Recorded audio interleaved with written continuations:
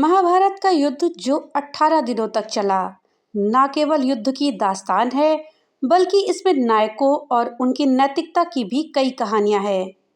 पांडवों के सबसे बड़े भाई युधिष्ठिर की सत्यनिष्ठा और उनके रथ के विशेष स्वरूप की कहानी पौराणिक कथाओं में प्रमुख स्थान रखती हैं। दोस्तों, पौराणिक कथाओं के अनुसार कहते हैं कि युधिष्ठिर का रथ हमेशा जमीन से 4 उंगली ऊपर रहता था। लेकिन ऐसी कौन सी घटना घटी जिसके कारण से युधिष्ठिर का रथ जमीन पर आ गया? ये जानकारी आज हम आपको इस वीडियो में देंगे। इस जानकारी के लिए वीडियो में हमारे साथ अंत तक बने रहिएगा, जिससे कि आपको सही और सटीक जानकारी प्राप्त हो पाए। द्वापर युग में श्री कृष्ण के समय में दुनिया का सबसे बड़ा महाभारत का युद्ध हुआ। इसे जय भी कहा जाता है।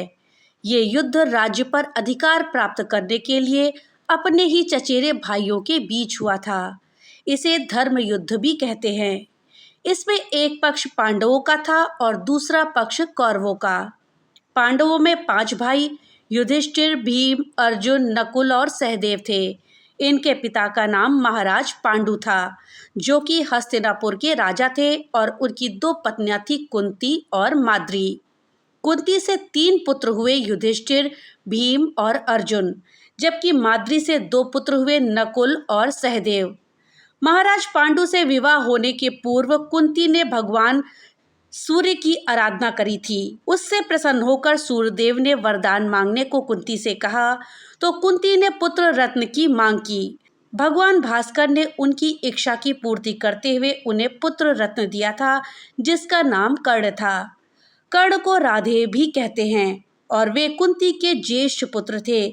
चूंकि भगवान भास्कर के वरदान से प्राप्त हुए, तो उनको सूर्य पुत्र भी कहा जाता है। लेकिन महाराज पांडु के साथ विवाह होने के बाद युधिष्ठिर कुंती के ज्येष्ठ पुत्र कहलाए। महर्षि वेदव्यास के द्वारा रचित महाभारत में बताया गया है कि युधिष्ठिर धर्मराज के अंश थे और कुंती के गर्भ के जरिए संसार से दुराचार को समाप्त करने के लिए पृथ्वी पर अवतरित हुए थे। इसलिए उन्हें धर्मराज युधिष्ठिर भी कहते हैं।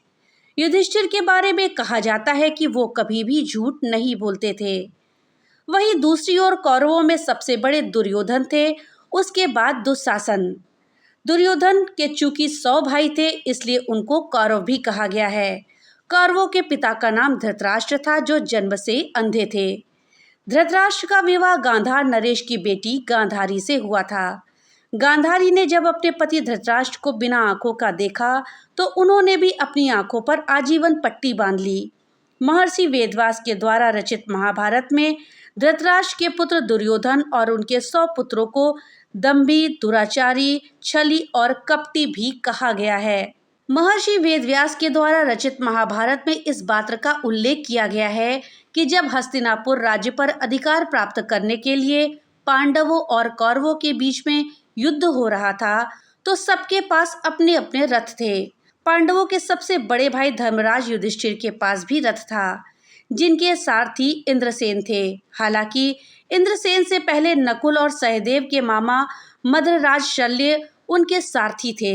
लेकिन कर्ण का भेद जानने के लिए युधिष्ठिर ने उन्हें कर्ण के रथ के सारथी के तौर पर नियुक्त कर दिया। बताया जाता है कि धर्मराज युधिष्ठिर का रथ जमीन से 4 अंगुल ऊपर उड़ता था। इसके पीछे का कारण ये बताया जाता है कि महाराज युधिष्ठिर कभी झूठ नहीं बोलते थे, सत्याचरण का पालन करते थे और धर्मात्मा थे। इसलिए उनके पुण्य प्राप्त से उनका रथ जमीन से 4 अंगुल ऊपर हवा में उड़ता था। उनके रथ का नाम धर्मपद था। महाभारत में इस बात का जिक्र है कि जब हस्तिनापुर राज्य पर अधिकार प्राप्त करने के लिए पांडवों और कौरवों में युद्ध शुरू हुआ, तो भीष्म पितामह को कौरवों का सेनापति बनाया गया था। लेकिन जब वो सरशैया पर लेट गए, तो गुरु द्रोणाचार्य को कौरवों की सेना का सेनापति बनाया गया। गुरु द्रोण ने पांडवों की सेना में भीषण तबाही मचाई।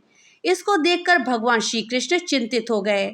तब भगवान श्री कृष्ण ने पांडवों से कहा कि गुरु द्रोणाचार्य अपने पुत्र अश्वत्थामा से बहुत प्रेम करते हैं। अगर हम उन्हें यकीन दिला दें कि उनके पुत्र का वध हो चुका है, तो वे अपने अस्त्र शस्त्र त्याग देंगे। उस अवस्था में उनका वध आसानी से किया जा सकता है। श्री कृष्ण ने भीम से कहा कि युद्ध भूमि में एक हाथी का नाम अश्वत्थामा है, तुम उसका वध कर दो और द्रोणाचार्य के सामने जाकर कहो कि अश्वत्थामा मारा गया। भीम ने ऐसा ही किया। भीम के मुख से अपने पुत्र की मौत की खबर सुनकर द्रोणाचार्य को विश्वास नहीं हुआ।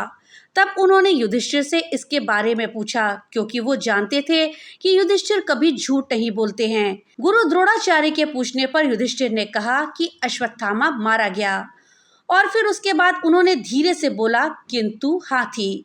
इसके पहले युधिष्ठिर का रथ पृथ्वी से 4 अंगुल ऊंचा उड़ता था, लेकिन उस दिन एक झूठ की वजह से उनका रथ जमीन से सट गया।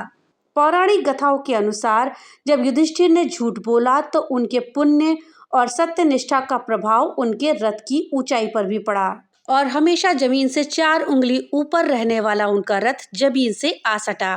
तो दोस्तों, ये थी जानकारी कि किस प्रकार से युधिष्ठिर का रथ जमीन से सटा।